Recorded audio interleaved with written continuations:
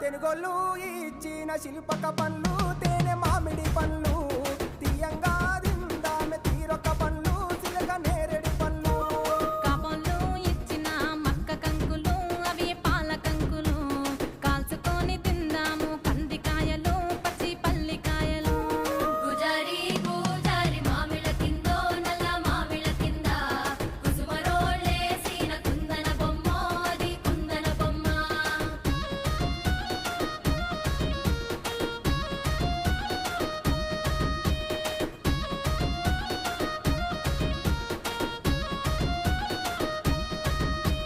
బెస్తోలు పెట్టిన పచ్చి చేపలు అవి వట్టి చేపలు